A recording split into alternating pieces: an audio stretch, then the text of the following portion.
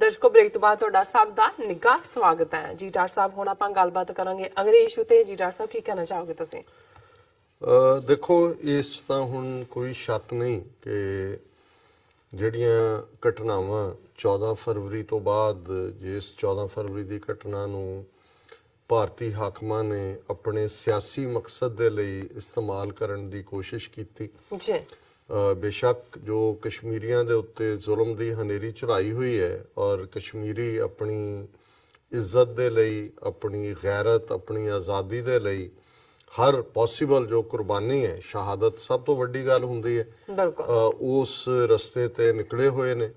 ਔਰ ਜ਼ਾਹਰ ਹੈ ਜਿਵੇਂ ਹੁਣ ਇਹ ਆਵਾਜ਼ਾਂ ਵੀ ਵੈਸਟ ਚੋਂ ਹੀ ਉੱਠਣੀਆਂ ਸ਼ੁਰੂ ਹੋਈਆਂ ਔਰ ਇੱਕ ਐਕਸ ਐਂਬੈਸਡਰ ਜਿਹੜੇ ਪਾਕਿਸਤਾਨ ਦੇ ਇੰਡੀਆ 'ਚ ਰਹੇ, ਉਹਨਾਂ ਦਾ ਵੀ ਲਿਖਤ ਔਰ ਇੰਗਲੈਂਡ ਦੀ ਇੱਕ ਪਬਲੀਕੇਸ਼ਨ 'ਚ ਵੀ ਮੈਂ ਦੇਖ ਰਿਹਾ ਸੀ ਕਿ ਈਵਨ ਜਿਹੜਾ ਕਸ਼ਮੀਰ ਦੇ ਵਿੱਚ ਕੁਝ ਵੀ ਇੰਡੀਜਨਸ ਹੁੰਦਾ ਉਹ ਲੋਕ ਕਰਦੇ ਨੇ। ਜੇ ਭਾਰਤ ਦੇ ਵਿੱਚ ਭਾਰਤੀ 7 ਲੱਖ ਫੌਜ ਹਥਿਆਰਬੰਦ ਤਰੀਕਿਆਂ ਦੇ ਨਾਲ ਜਿਹੜਾ ਪੂਰੀ ਲੈਸ ਹੋ ਕੇ ਹਥਿਆਰਾਂ ਦੇ ਨਾਲ ਉਹਨਾਂ ਤੇ ਜ਼ੁਲਮ ਕਰਦੀ ਹੈ, ਤੇ ਫਿਰ ਆਰਮਡ ਤਰੀਕੇ ਨਾਲ ਹੀ ਆਪਣੇ ਆਪ ਨੂੰ ਡਿਫੈਂਡ ਕਰਨਾ ਜਿਹੜਾ ਉਹ ਟੈਰਰਿਜ਼ਮ ਨਹੀਂ ਹੈ, ਉਹ ਦਹਿਸ਼ਤਗਰਦੀ ਨਹੀਂ। ਔਰ ਇਹ ਜ਼ਾਹਰ ਹੈ ਕਿ UN ਦਾ ਵੀ ਇਸ ਦੇ ਉੱਤੇ ਮੈਂਡੇਟ ਇਸੇ ਲਾਈਨ ਤੇ ਹੀ ਹੈ। ਔਰ ਮੈਂ ਅਕਸਰ ਜਿਹੜਾ ਇਹਦਾ ਪ੍ਰੀਐਂਬਲ ਹੈ UN charter of human rights ਦਾ, ਉਹਦੇ ਅਲਫਾਜ਼ ਨੇ ਕਿ if a man is not to be compelled as a last resort to rebellion, his human rights must be protected by the rule of the law.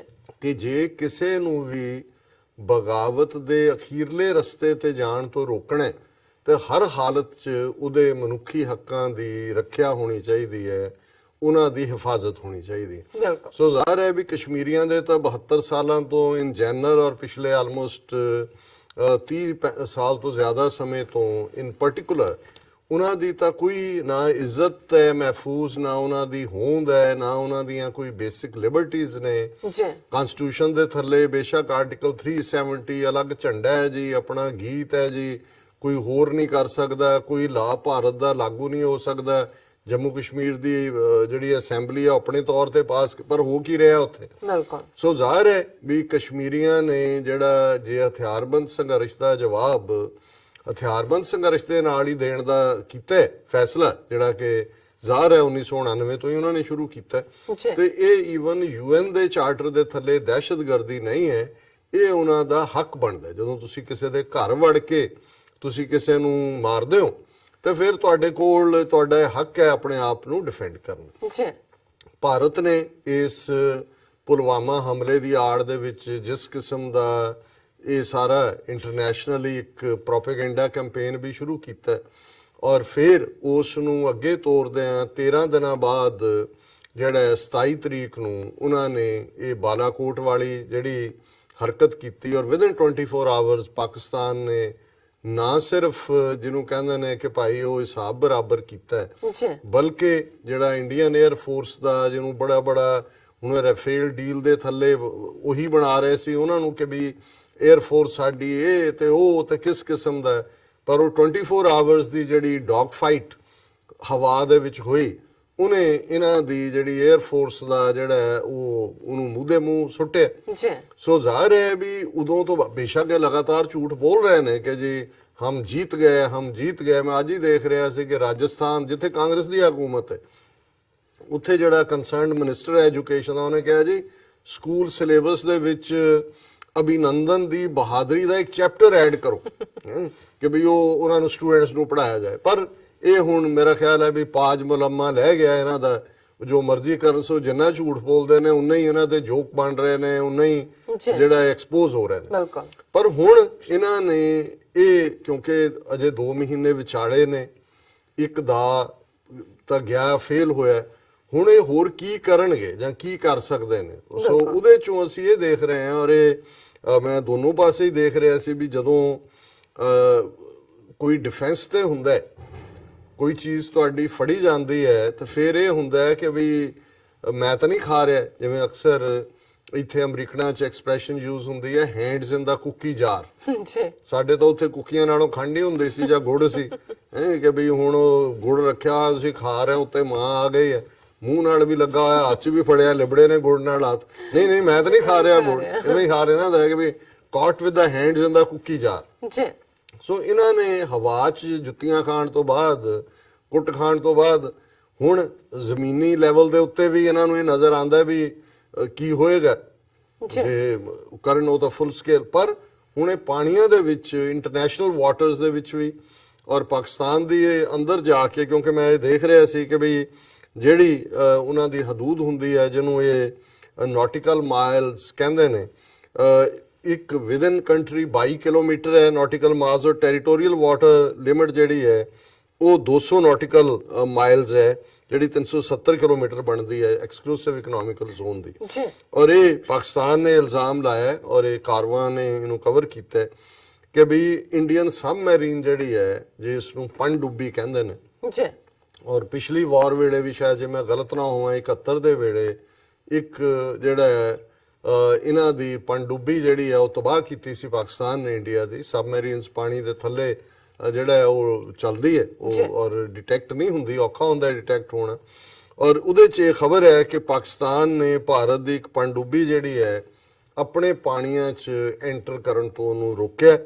Pakistan has stopped an Indian submarine from entering its waters, the Navy said on Tuesday, as tensions continue to run high between the neighbors। कि ਉਹਨਾਂ ਦਾ ਆਪਸੀ ਟਕਰਾਅ ਜਾਰੀ ਹੈ।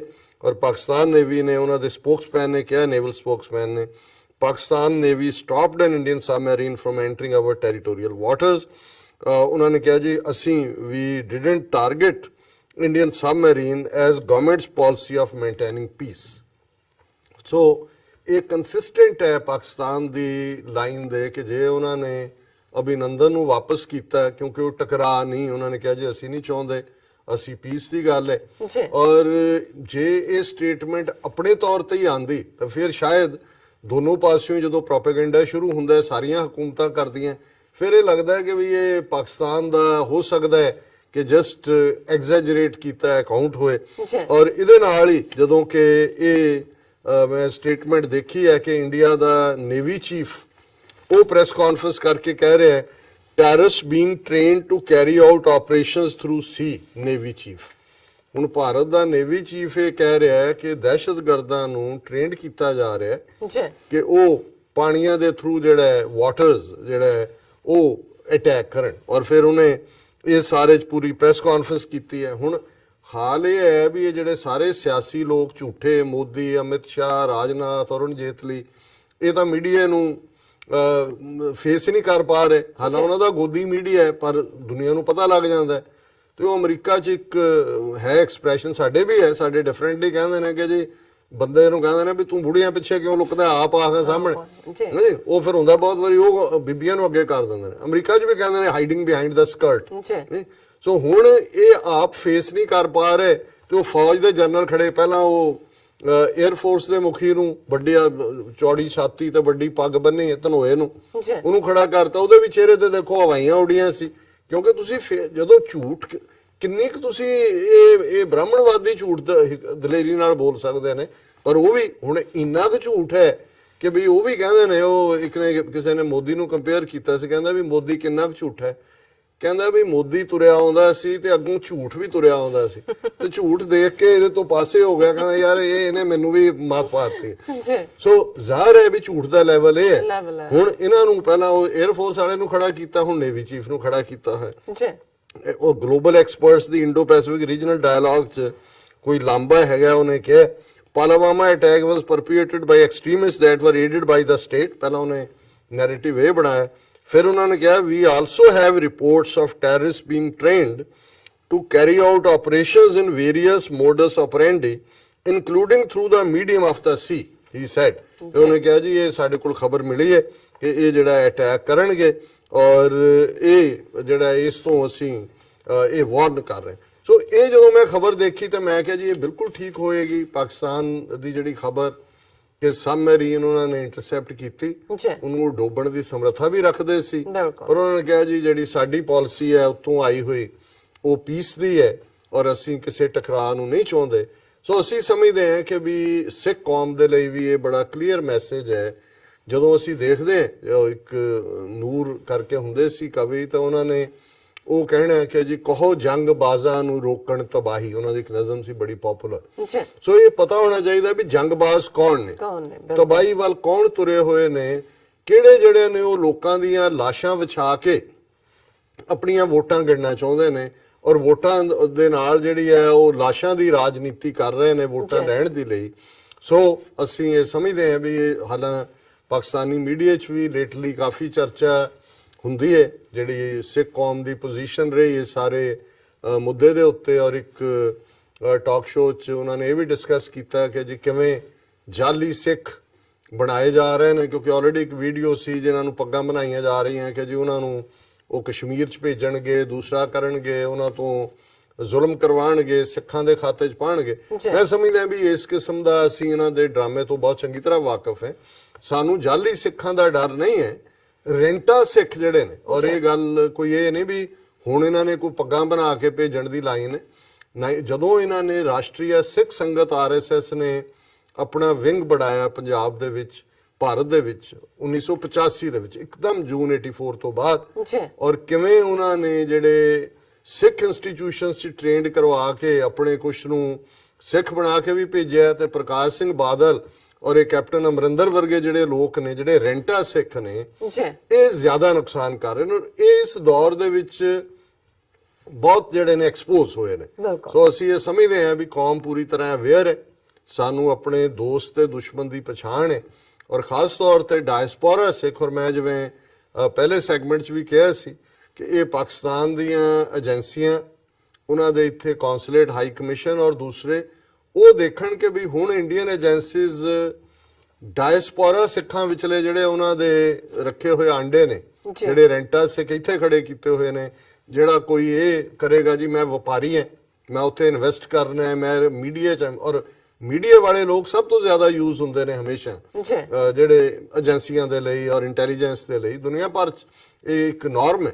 ਔਰ ਬਾਹਰ ਵੀ ਇਹ ਜਿਹੜਾ ਸਾਂਝਾ ਪੰਜਾਬ ਤੇ ਪੰਜਾਬੀ ਭਾਈਚਾਰਾ ਤੇ ਪੰਜਾਬੀ ਮੀਡੀਆ ਤੇ ਫਲਾਣਾ, ਇਹ ਜਿਹੜੇ ਇਸ ਕਿਸਮ ਦੇ ਹੈਡਲਾਈਨਸ ਬਣਾ ਕੇ ਰਾਤੋਂ ਰਾਤ 2-2 4-4 ਹਫ਼ਤੇ ਪਹਿਲਾਂ ਆਰਗੇਨਾਈਜੇਸ਼ਨਾਂ ਬਣਾਈਆਂ ਨੇ, ਇਹਨਾਂ ਤੋਂ ਖਬਰਦਾਰ ਰਹੋ, ਇਹਨਾਂ ਨੂੰ ਐਕਸੈਸ ਨਾ ਦਿਓ।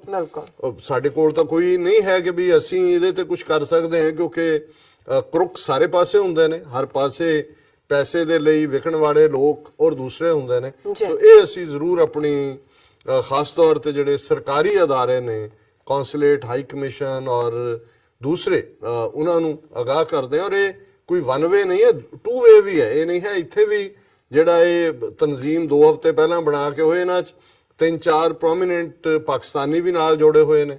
ਉਹ ਪਤਾ ਨਹੀਂ ਗੁੱਡਵਿਲ ਦੇ ਵਿੱਚ ਨਾਲ ਜੁੜੇ ਜਾਂ ਉਹਨਾਂ 'ਚੋਂ ਵੀ ਕਿਸੇ ਨੂੰ ਲੱਗਦਾ ਹੈ ਕਿ ਵੀ ਹੁਣੇ ਪੈਸੇ ਬਣਾਉਣ ਦੀ ਲਾਈਨ ਹੈ। ਇੰਗਲੈਂਡ ਦੀ ਤਾਂ ਇੱਕ ਬਿਲਕੁਲ ਗੱਲ ਸਾਹਮਣੇ ਆਈ ਕਿ ਵੀ ਇੱਕ ਬੰਦਾ ਜਿਹੜਾ ਕਿ ਇਹ ਕਹਿ ਕੇ ਸਾਰੇ ਗੁਰਦੁਆਰਿਆਂ 'ਚੋਂ ਸਰਪਾਓ ਵੀ ਲੈ ਗਿਆ, ਔਰ ਦੂਸਰਾ ਵੀ ਪਾਕਿਸਤਾਨੀ ਮੂਲ ਦਾ ਕਿ ਜੀ ਮੈਨੂੰ PMO ਨੇ ਭੇਜਿਆ, ਇਮਰਾਨ ਖਾਨ ਆਫਿਸ ਨੇ ਭੇਜਿਆ, ਔਰ ਇੱਥੇ ਕਰਨ ਦਾ ਉਹ ਜਿਹੜਾ ਉਹ ਮੈਮੋ ਵੀ ਸਾਈਨ ਕਰ ਰਿਹਾ ਸੀ ਆਫ ਅੰਡਰਸਟੈਂਡਿੰਗ। ਔਰ ਉਹਦੇ 'ਚ 2-4 ਇੰਡੀਅਨ ਲੈਵਲ ਦੇ ਔਰ ਸਾਊਥ ਹਾਲ ਦੇ ਗੁਰਦੁਆਰੇ ਦੇ ਪ੍ਰਬੰਧਕ ਵੀ ਇਨਵੋਲਵ ਸੀ। ਔਰ ਉਹ ਜਿਹੜਾ ਕਰੁੱਕ ਜਿਹੜਾ ਉਹ ਪਾਕਿਸਤਾਨੀ ਓਰੀਜਨ ਦਾ ਜਿਹੜਾ ਆਪਣੇ ਆਪ ਨੂੰ ਕਰ ਰਿਹਾ ਸੀ, ਉਹਨਾਂ ਨੇ ਫਿਰ ਵੱਡੀ ਕਾਨਫਰੰਸ ਰੱਖ ਲਈ, ਪਾਕਿਸਤਾਨੀ ਮੀਡੀਆ ਵੀ ਆ ਗਿਆ। ਔਰ ਉਹਨਾਂ ਨੇ, ਮੈਂ ਸਮਝਦਾ ਵੀ ਇਸ ਪੱਖੋਂ ਪਾਕਿਸਤਾਨੀ ਮੀਡੀਆ ਨੂੰ ਜਿਹੜਾ ਉਹ ਦਾਦ ਦੇਣੀ ਬਣਦੀ ਹੈ। ਉਹਨਾਂ ਨੇ ਉਸ ਬੰਦੇ ਬਾਰੇ ਉਹਨਾਂ ਨੇ ਕਿਹਾ ਵੀ ਪਹਿਲਾਂ ਚੈੱਕ ਤਾਂ ਕਰ ਲਈਏ ਪਿਛਲੇ ਇਸਲਾਮਾਬਾਦ ਆਫਿਸ ਤੋਂ ਵੀ ਹੈ ਕੌਣ ਹੈ ਬੰਦਾ। ਉਹਨਾਂ ਨੇ ਕਿਹਾ ਜੀ ਨਾਲ ਤਾਂ ਕੋਈ ਤਾਲੁਕ ਹੀ ਨਹੀਂ ਹੈ, ਕੋਈ ਬੰਦਾ ਨਹੀਂ ਇੱਥੋਂ ਅਸੀਂ ਭੇਜਿਆ ਜਿਹੜਾ ਉੱਥੇ ਮੈਮੋ ਆਫ ਅੰਡਰਸਟੈਂਡਿੰਗ ਕਿ ਜੀ ਕਰਤਾਰਪੁਰ 'ਚ ਕੀ ਇਨਵੈਸਟਮੈਂਟ ਕਰਨੀ ਹੈ, ਹੋਟਲ ਕਿੱਥੇ ਬਣਾਉਣੇ ਨੇ, ਕੀ ਕਰਨਾ।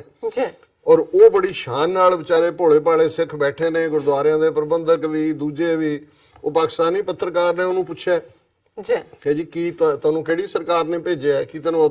ਉਹ ਹਿੱਲ ਗਿਆ ਕਿਉਂਕਿ ਉਹ ਤਿਆਰ ਨਹੀਂ ਸੀ, ਕਿਉਂਕਿ ਪੂਰੇ ਹਫਤੇ ਤੋਂ ਤਾਂ ਸਾਰੇ ਪਾਸਿਓਂ ਸਿਰੋਪਾਓ ਤੇ ਆਨਰ ਤੇ ਗਿਫਟਸ ਲੈ ਰਿਹਾ ਸੀ, ਸ਼ਾਪਿੰਗ ਵੀ ਕਰਵਾਈ ਹੋਣੀ ਹੈ ਸਿੱਖਾਂ ਨੇ ਲਿਜਾ ਕੇ। ਔਰ ਉਹ ਜਦੋਂ ਸਾਹਮਣੇ ਆਇਆ ਉਹ ਹਿੱਲ ਗਿਆ, ਨਹੀਂ ਕਹਿੰਦਾ ਜੀ ਮੈਂ ਵੈਸੇ ਰਿਹਾ, ਮੈਂ ਐਂਬੈਸਡਰ ਰਿਹਾ, ਮੈਂ ਨਵਾਜ਼ ਸ਼ਰੀਫ ਹਕੂਮਤ ਵੇਲੇ ਇਹ ਸੀ ਉਹ ਸੀ, ਤੇ ਮੈਂ ਜਿਹੜਾ ਹੁਣ ਮੈਂ ਪਰਸਨਲ ਕੈਪੈਸਿਟੀ 'ਚ ਹਾਂ ਔਰ ਇਹ। ਸੋ ਐਕਸਪੋਜ਼ ਹੋਇਆ ਹੀ ਗੱਲ ਉਹ, ਔਰ ਉਹ ਬਚ ਗਏ।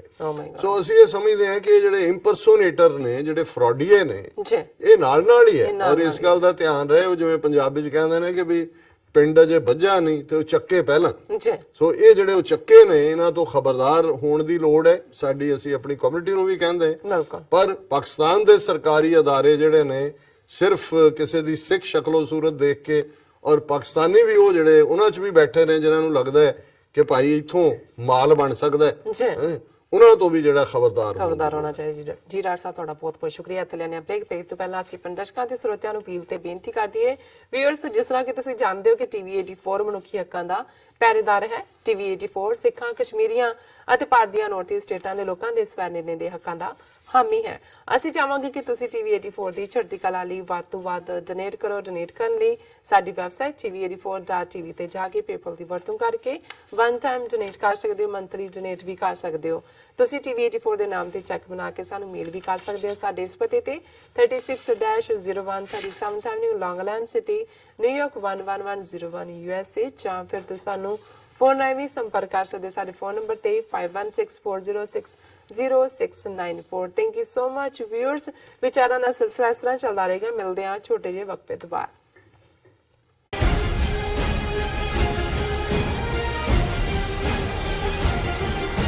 ਕੀ ਤੁਸੀਂ ਆਪਣੇ ਟੈਕਸਸ ਨੂੰ ਲੈ ਕੇ ਚਿੰਤਤ ਹੋ?